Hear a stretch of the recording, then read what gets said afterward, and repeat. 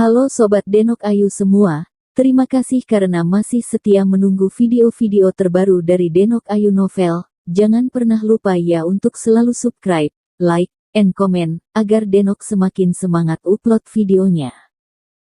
Menantu terbaik bab 663 kenangan menyakitkan. Gao Zishan tersenyum mendengar ini, dan berkata dengan semangat, "Oh, begitu cepat. Artinya, kamu tidak melihat siapa Leng Ge itu." Ye Ruikuan tersenyum percaya diri dan tenang, lalu mengangkat kepalanya dan berkata, "Saudara Leng menelepon saya sore ini, mengatakan bahwa dia bisa memberikan saya tangan sepasang anjing ini di malam hari." Tangan. Hanya dengan melihat tangannya, dapatkah kamu memastikan bahwa mereka sudah mati? Wajah Gao Zishan merosot, dan kilatan dingin melintas di matanya, dan berkata dengan dingin, "Beritahu Saudara Leng, apa yang ingin kami lihat adalah mayat perempuan jalang kecil dan anak laki-laki bau itu." "Benar untuk mengatakan Anda." Ye Ruikuan mengangguk pada ibunya, sangat prihatin. "Ya, jika kelompok Brother Leng membodohinya dengan dua tangan yang terputus, dia tidak akan tahu." Sambil berbicara, dia dengan cepat menekan tombol jawab dan berkata dengan penuh semangat, "Saudara Leng, apakah semuanya sudah selesai?" "Selesai." Saudara Leng di ujung telepon berkata dengan suara rendah, dan kemudian berkata, "Saya tepat di luar restoran barat tempat kamu dan ibumu makan. Keluar langsung dan lihat apakah ada masalah." "Apa?" Ye Ruikuan terkejut sedikit, jelas sedikit terkejut, "Anda berada di luar restoran tempat kami makan. Bagaimana Anda tahu di mana kami makan?" "Hentikan omong kosong sialan itu. Apakah kamu lupa apa yang dilakukan Lao Su? Periksa apakah kamu masih bermain." Brother Leng di ujung lain telepon menyela dengan tidak sabar, dan berkata dengan suara yang dalam, "Cepat keluar. Aku telah membawakanmu semua hal yang telah disepakati." Ekspresi Ye Ruikuan sedikit berubah ketika dia mendengar kata-kata itu. Dia menelan ludahnya, dan berkata dengan hati-hati, "Saudara Leng, kamu membawakanku tangan mereka berdua." Tangan. Meskipun dia terlihat tenang dan tenang ketika dia berbicara barusan, memikirkan tentang adegan berdarah saat ini, jantungnya berdebar kencang, dan perutnya tidak bisa menahan perasaan tidak nyaman. Lihat bab terbaru Baidu Pencarian Produk Buku Wang. Tidak buruk. Saudara Leng di ujung telepon mendesak dengan sungguh-sungguh, "Kamu akan tahu ketika kamu membacanya." "Tidak, itu tergantung pada mayatnya." Dibandingkan dengan Ye Ruikuan, Gao Zishan jauh lebih tenang, dengan cahaya yang aneh di wajahnya, dia tidak sabar untuk mendesak putranya. "Lalu bagaimana, Kakak Leng? Aku memikirkannya, dan kupikir lebih baik melihat mayat itu." Untuk konfirmasi, Ye Ruikuan menahan ketidaknyamanan di perutnya dan berkata kepada Saudara Chong Leng, "Oh sial." Saudara Leng di ujung telepon memarahi dan berkata dengan suara yang dalam, "Mayat itu juga ada di sana, kamu akan melihatnya ketika kamu keluar. Oke, jangan bicara omong kosong, cepat keluar." "Hah? Mayat? Kamu juga membawa mayatnya?" Hati Ye Rui bergetar, dan kulitnya tidak bisa membantu menjadi sedikit pucat. Ini benar-benar tidak terduga. Tampaknya setelah Leng bersaudara menyingkirkan Ye Qingmei dan He Jiarong, mereka bergegas ke sini secara langsung, sangat berani. "Lihatlah putramu yang tidak menjanjikan. Ini terlihat persis seperti orang tua sampahmu." Gao Zishan melihat ketakutan di wajah putranya dan mengutuk dengan wajah tenang, lalu berdiri, menggosok tangannya, dan berteriak pada putranya dengan mendesak, "Pergi, aku akan menemanimu untuk melihatnya. Lihat bagaimana wanita jalang kecil ini akan berbicara kembali dengan nona tua saya." Ye Ruikuan menggigit bibirnya dan terlihat sedikit gugup, tetapi dia sedikit ragu-ragu sebelum berdiri dan mengikuti ibunya keluar restoran. Pada saat ini, ada hujan ringan berkabut di langit, dan tidak jelas apakah hujan atau berkabut. Setelah Ye Ruikuan dan Gao Zishan keluar, mereka tidak melihat Brother Leng dan yang lainnya. Mereka tidak bisa membantu tetapi melihat sekeliling dengan rasa ingin tahu, dan tidak ada kendaraan yang jelas. Keduanya tiba-tiba saling memandang dengan curiga. Bukankah menurutmu mereka ada di luar? Bagaimana dengan orang-orang? Gao Zishan bertanya kepada putranya dengan beberapa keraguan. Ya, orang ini belum datang, kenapa kamu ingin sekali mengajakku keluar? Ye Ruikuan melihat sekeliling dan melihat bahwa karena uap air yang deras di udara, hanya ada sedikit mobil di jalan saat ini, kedua ujung jalan tertutup kabut, dan dia tidak dapat melihat apakah ada mobil di jalan, jadi dia mengeluarkan ponselnya dan memberikannya lagi kepada Brother Leng. Aku menelepon dan bertanya sambil melihat sekeliling, "Hei, Kakak Leng, kamu di mana?" "Aku di sisi timur jalan. Lihat ke timur." Saudara Leng di ujung telepon berkata dengan suara yang dalam. "Timur, aku tidak melihatnya." Ye Ruikuan tidak bisa membantu tetapi berjalan menuju tengah jalan, meregangkan lehernya dan berkata dengan bingung sambil melihat. "Kamu berjalan di tengah jalan." Saudara Leng melanjutkan, "Kami akan segera sampai." "Bagus." Ye Ruikuan setuju, dan berjalan menuju tengah jalan, melihat ke arah yang dikatakan Leng Ge, dan dia melihat dua lampu kuning redup melesat dari kabut, dan kemudian sebuah mobil hitam perlahan berbalik ke arahnya. "Berkendara ke sini." Kakak-kakak yang ingin melihat Fanway bisa memperhatikan, Asia Pens 886, nanti ada update Fanway. Ye Ruikuan tersenyum dan melambai dengan penuh semangat ke mobil hitam itu. Pada saat yang sama, dia berkata di telepon, "Saudara Leng, aku melihatmu." Tetapi pada saat dia berbicara, mobil yang awalnya lambat tiba-tiba melaju dan menabraknya. Ledakan. Dengan suara teredam, Ye Ruikuan ditabrak oleh mobil bahkan sebelum dia bisa bereaksi, dan jatuh ke tanah dan berguling sejauh 6 atau 7 meter.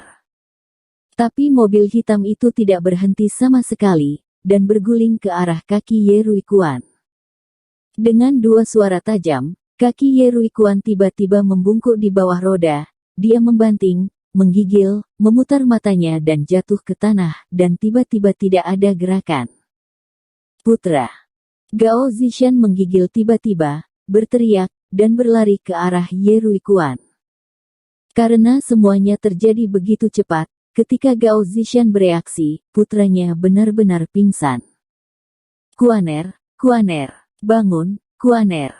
Gao Zishan berlutut di depan putranya, mengangkat tubuh putranya dengan tangannya, dan berteriak keras, "Kuaner, jangan menakuti ibu." Saat dia berkata, dia tiba-tiba mengangkat kepalanya dan berteriak ke mobil hitam tidak jauh di depan, "Kamu gila." Kaca jendela di kursi belakang mobil hitam terguncang, dan kemudian dia melihat pria dingin itu menjulurkan kepalanya keluar dari sana, melihat kembali ke Gao Zishan dengan mata dingin, "Jangan khawatir, anakmu tidak bisa mati, tapi ingat, lain kali jika kalian berdua mencoba memprovokasi Tuan He dan Nona Ye dengan sembrono, maka Anda dan putra Anda akan mematahkan lebih dari sekadar kaki Anda."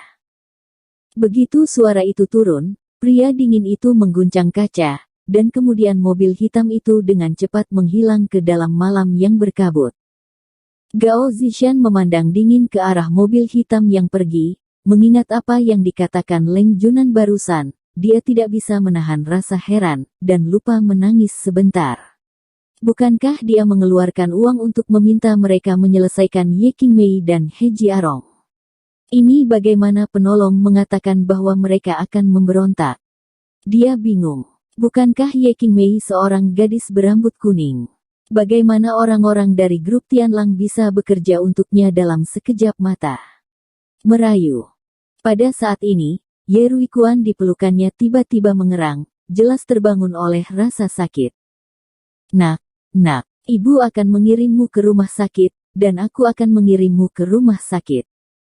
Gao Zishan memandangi putranya yang pucat dan berkeringat, dan tiba-tiba menangis, dan tiba-tiba sebuah pikiran buruk muncul di hatinya, reinkarnasi surga, pembalasan adalah tidak bahagia.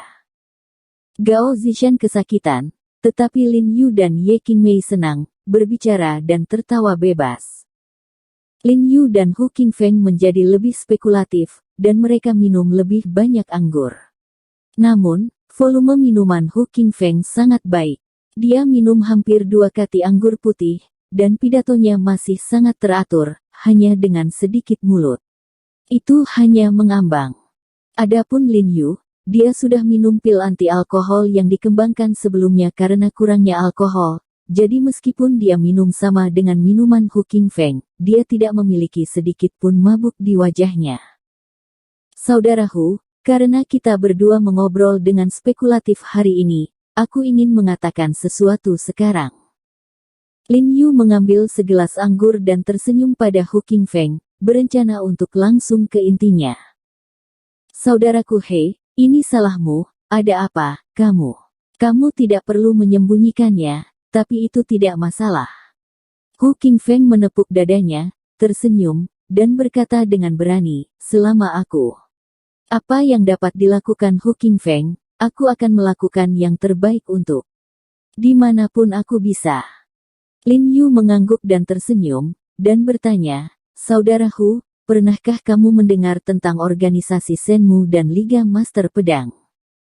Hu Qingfeng, yang awalnya sedikit mabuk, mengubah wajahnya seketika setelah mendengar ini, matanya tiba-tiba terbakar, dan sedikit mabuk tadi sepertinya menghilang sejenak. Apa yang Tuan He katakan, tapi organisasi Shenmu dari Kerajaan Jepang dan Liga Master Pedang berada di bawah pemerintah Jepang. Hu Qingfeng berkata dengan wajah dingin, sejauh yang aku tahu, sifat dari Liga Master Pedang sangat mirip dengan sifat Departemen Intelijen Militer Huaxia kita, kan? Sebagai salah satu master di dunia seni yang mendalam, Hu Qingfeng secara alami memiliki pemahaman tentang Departemen Intelijen Militer. Faktanya, orang-orang seperti dia tidak takut pada polisi, tetapi Departemen Intelijen Militer. Dan alasan mengapa dia sangat berhati-hati, menyembunyikan dirinya dan Yan Kaotang dalam penyamaran, juga untuk menghindari didekati oleh Mi. Lin Yu melihat bahwa Hu Qingfeng telah mendengar tentang organisasi Shenmu dan Liga Master Pedang, ekspresinya langsung gembira, dan dia mengangguk dengan tergesa-gesa, dan berkata dengan penuh semangat, ya, saya tidak berharap Saudara Hu mengetahui begitu banyak Liga Master Pedang. Bentak. Begitu suara Lin Yu jatuh, gelas anggur di tangan Hu Qingfeng tiba-tiba dihancurkan olehnya, dan darah merah tiba-tiba bocor dari telapak tangan Hu Qingfeng. Lin Yu dan Ye Qingmei tidak bisa menahan tercengang ketika mereka melihat ini, mereka tidak tahu mengapa Hu Qingfeng tiba-tiba begitu bersemangat.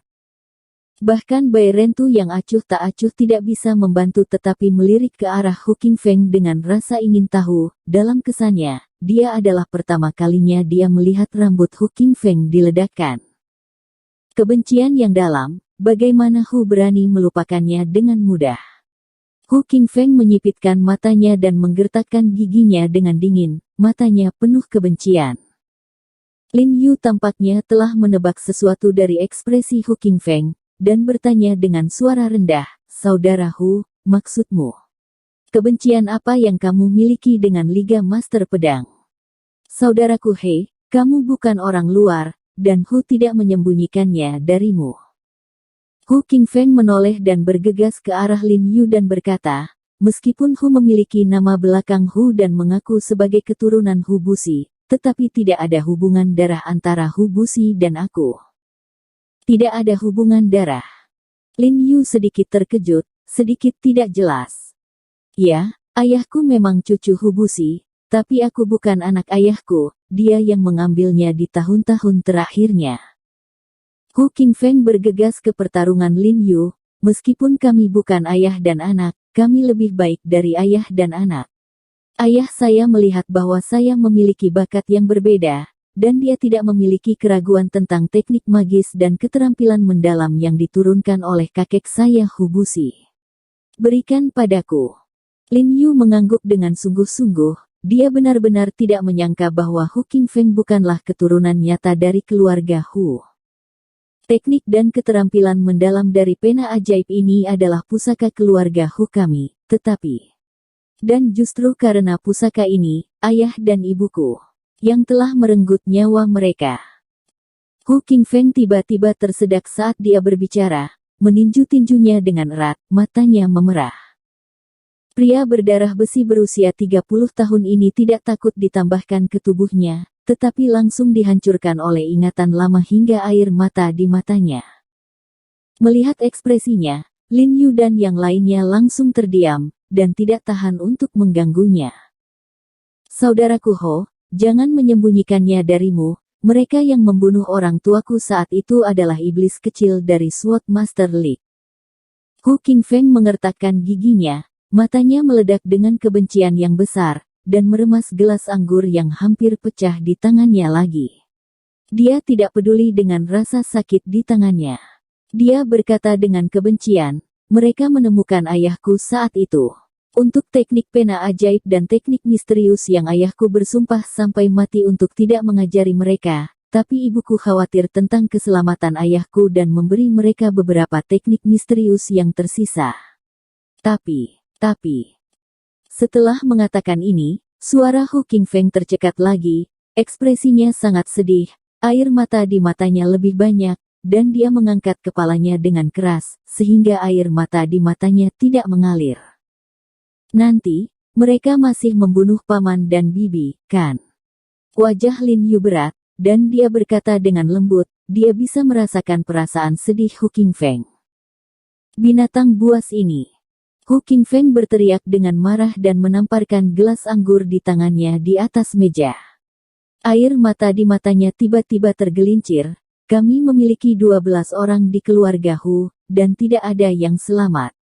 Jika bukan karena saya dikirim oleh ibu saya pergi ke rumah bibi saya khawatir saya sudah mati di tangan mereka.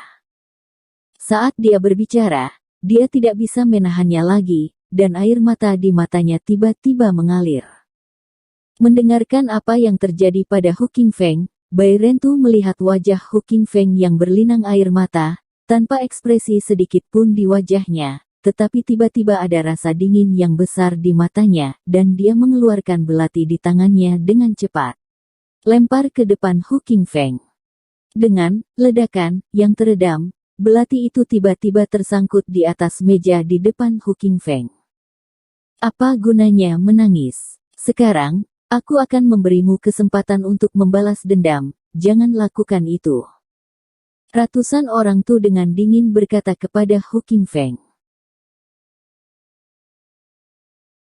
Bersambung.